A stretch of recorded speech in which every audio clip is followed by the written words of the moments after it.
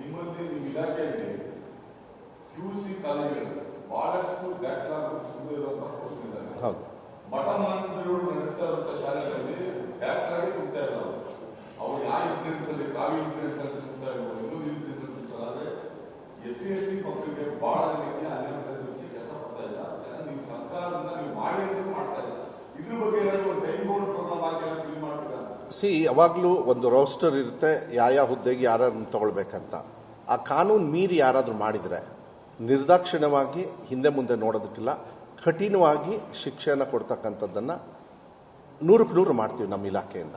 ಆದರೂ ಕೂಡ ನಾವು 2016 ಮೇಲೆ ರಿಕ್ರೂಟೇ ಮಾಡಿಲ್ಲ ಅನುದಾನಿತ ಶಾಲೆಯಲ್ಲಿ. ತಪ್ಪು ನಮ್ಮದೇ ಇದೆ. ಅದನ್ನು ಮಾನ್ಯ ಮುಖ್ಯಮಂತ್ರಿಗಳಿಗೆ ಈ ಸತಿ ಕೇಳಿದ್ದೀನಿ. ಅಟ್ಲೀಸ್ಟ್ 5 ಇಯರ್ಸಿಗೆ ಕೊಟ್ಟರೆ ಎಲ್ಲ ಅನುದಾನಿತ ಶಾಲೆ ಒಂದು ಉಸಿರಾಡ್ತಾರೆ. ಅದಾದಮೇಲೆ ಮತ್ತೆ 3 ವರ್ಷ ಬ್ಯಾಕ್ಲಾಗ್ ಇರುತ್ತೆ, ಅದನ್ನು ಆಮೇಲೆ ನೋಡೋಣ. ನಾನು 10 ಶಾಲೆ ಇದೆ, 10 ಶಾಲೆ ಇದೆ. ನಾನೇನೋ ಯಾರನ್ನೋ ಇಟ್ಕೊಂಡು ಸಂಬಳ ಕೊಟ್ಟು ನಾನು ಮಾಡ್ತೀನಿ, ಎಲ್ಲರೂ ಮಾಡೋದಕ್ಕಾಗೋದಿಲ್ಲ.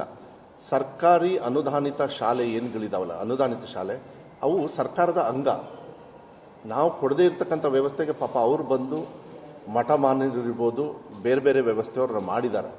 ಅವ್ರಿಗೆ ಒಂದು ಕಡೆಗೆ ಈ ಥರ ಮಿಸ್ಮ್ಯಾನೇಜ್ಮೆಂಟ್ ಆದ ಶಿಕ್ಷೆ ಕೊಡೋದು ಒಂದೇ ಕೆಲಸ ಅಲ್ಲ, ಅವರಿಗೆ ಶಿಕ್ಷಕರ ತಗೊಳ್ತಕ್ಕಂಥ ವ್ಯವಸ್ಥೆನೂ ಕೊಡಬೇಕಾದ. ನಾವು ಹಿಂದೆ ಇದೀವಿ. ಅದನ್ನ ನಾನು ಅದಕ್ಕೆ ಹೇಳಿದ್ನಲ್ಲ, ಮೈ plate is plotter of problems ಅಂತ.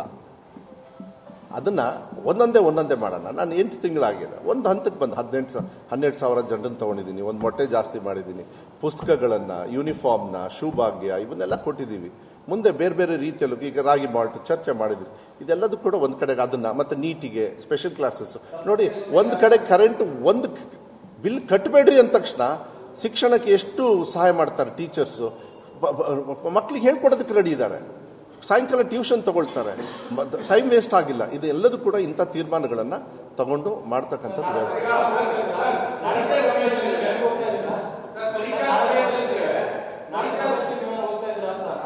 ನಾಳೆನಾ? ಹೌದೌದು, ಹೋಗ್ತಾ ಇದ್ದೀವಿ. ನಮ್ಮ ಪಾಲ್ಕ್ ಬರಬೇಕಲ್ಲ. ಇವರೆಲ್ಲ 25 ಜನರು ಗೆದ್ದು ಹೋಗಿದಾರಲ್ಲ BJPಯಲ್ಲಿ. ಹಿಸ್ಟ್ರಿ ಕ್ರಿಯೇಟ್ ಮಾಡಿದೀವಿ ಅಂತ ಹೇಳಿದಾರಲ್ಲ, ಇವ್ರು ಇನ್ನೊಂದು ಹಿಸ್ಟ್ರಿ ಕ್ರಿಯೇಟ್ ಮಾಡಿದ್ದಾರೆ. ಇವ್ರಿಗೆ ಧ್ವನಿನೇ ಇಲ್ಲ ಇವರಿಗೆ. ಯಾಕಂದ್ರೆ ಇವ್ರು ಯಾರು ಇವ್ರ ಹಣೆ ಬರಕ್ಕೆ ಇವ್ರ ಹೆಸರಲ್ಲಿ ಓಟ ಕೇಳಿಲ್ಲ. ಅವ್ರು ಕೇಳಿದ್ ಬರೀ ನರೇಂದ್ರ ಮೋದಿ ಅವ್ರ ಹೆಸರಲ್ಲಿ. ಈಗ ನರೇಂದ್ರ ಮೋದಿ ಅವ್ರ ಕೈಲೇ ಉತ್ತರ ಕೇಳಬೇಕಲ್ಲ. ಎಲ್ಲಿ ಇವ್ರ ಹಣೆ ಬರಕ್ಕೆ ಅವ್ರ ಹೆಸರ ಮೇಲೆ ಗೆದ್ದಿದ್ದಾರೆ ಅನ್ಕೊಂಡಿದ್ದೀರಾ ಅವರು? ನರೇಂದ್ರ ಮೋದಿ ಅವ್ರ ಹೆಸರು ಈಗ ನೋಡಿ, ಯಾರು ಹೋಗ್ಬಿಟ್ಟು ನನಗೆ ಓಟ್ ಹಾಕ್ಬೇಡ್ರಿ, ನರೇಂದ್ರ ಮೋದಿಗೆ ಹಾಕ್ರಿ ಅಂತ. ಯಾಕೆ ದಿನ ಬಂದ್ಬಿಟ್ಟು ನರೇಂದ್ರ ಮೋದಿ ಅವ್ರ ಕೆಲಸ ಮಾಡ್ತಾರ? ಜನಪ್ರತಿನಿಧಿಯಾಗಿ ಒಂದು ಯೋಗ್ಯತೆ ಇಲ್ಲ ಇವರು. ನಾನು ಕೂಡ ಕಾಂಗ್ರೆಸ್ ಪಕ್ಷಕ್ಕೆ ಅಭ್ಯರ್ಥಿಯಾಗಿದ್ದೀನಿ, ಮಧು ಬಂಗಾರಪ್ಪಂಗೆ ಮತ ಹಾಕ್ರಿ ಅಂತ ಕೇಳ್ತೀನಿ ಹೊರತು ನಾನು ಬರೀ ನಮ್ಮ ಪಕ್ಷಕ್ಕೆ ಹಾಕ್ರಿ. ನಾನು I am not A bridge. ನಾನು ವ್ಯವಸ್ಥೆಯಲ್ಲಿ ನಾನಿದ್ದೀನಿ. ಇವರು ಒಬ್ರು ಏನಾದರೂ ಯಾರಾದರೂ ಒಬ್ರು ಮಾತಾಡಿದಾರಲ್ರಿ. ಮೊನ್ನೆ ಒಂದು ಟೀಕಾ ಟಿಪ್ಪಣಿ ಮಾಡಿದರು ಮಾಜಿ ಮುಖ್ಯಮಂತ್ರಿಗಳು, ಸನ್ಮಾನ್ಯ ಕುಮಾರಸ್ವಾಮಿ ಅವರು. ನೀವು ಕೇಳ್ತೀರಾ ಅಂದ್ಕೊಂಡಿದ್ದೆ. ಅದನ್ನ ಒಂದು ಕಡೆಗೆ ನಾನು ಕ್ಲಾರಿಫಿಕೇಶನ್ ಕೊಟ್ಟೆ, ಮತ್ತೆ ಇಲ್ಲಿ ಕೊಡ್ತೀನಿ. 50 ರೂಪಾಯಿ ಮಕ್ಕಳ ಕೈಯಲ್ಲಿ ಕಲೆಕ್ಟ್ ಮಾಡ್ತಾ ಇದ್ದಾರೆ, ಕರೆಕ್ಟಾ? ಟ್ವೀಟ್ ಮಾಡಿದ್ರು. ನೀವು ಮಾಧ್ಯಮದಲ್ಲಿ ಕೆಲವು ಮಾಧ್ಯಮದಲ್ಲಿ ಎರ್ರಾಬಿರಿ ಹೆಂಗೆ ಬೇಕಂಗೆ ಹಾಕ್ಬಿಟ್ರು. ಸ್ವಲ್ಪ ಯೋಚನೆ ಮಾಡಿ.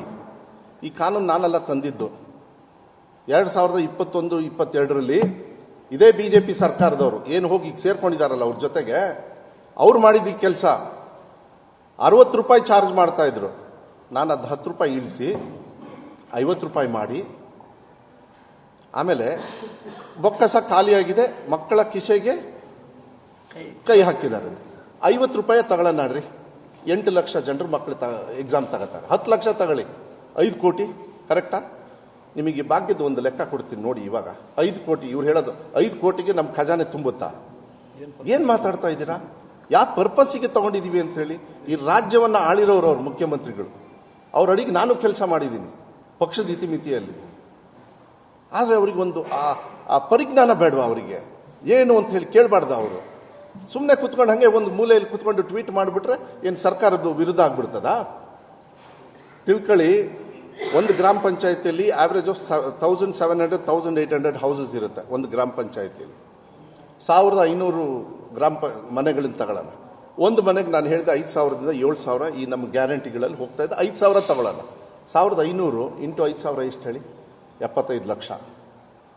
75 ಲಕ್ಷ ಒಂದು ತಿಂಗಳಿಗೆ ಒಂದು ಗ್ರಾಮ ಪಂಚಾಯತಿಗೆ ನಮ್ಮ ಸರ್ಕಾರ ಇನ್ವೆಸ್ಟ್ಮೆಂಟ್ ಮಾಡ್ತಾ ಇದೆ. ಒಂದು ವರ್ಷಕ್ಕೆ ಎಷ್ಟಾಯಿತು? 9 ಚಿಲ್ಲರೆ ಕೋಟಿ ಆಗುತ್ತೆ. ವರ್ಷಕ್ಕೆ ನಮ್ಮ ಸರ್ಕಾರ ಒಂದು ಗ್ರಾಮ ಪಂಚಾಯತಿಗೆ 9 ಕೋಟಿ ಕೊಡ್ತಾ ಇದ್ದೀವಿ. ಬರ್ಕೊಳ್ಳಿ, ಇದನ್ನ ಒಂದು ತಿಂಗಳಿಗೆ ಒಂದು ಗ್ರಾಮ ಪಂಚಾಯತಿ ಕೊಡೋದಕ್ಕೂ ಈ 50 ರೂಪಾಯಿ ಸಾಲಲ್ಲ.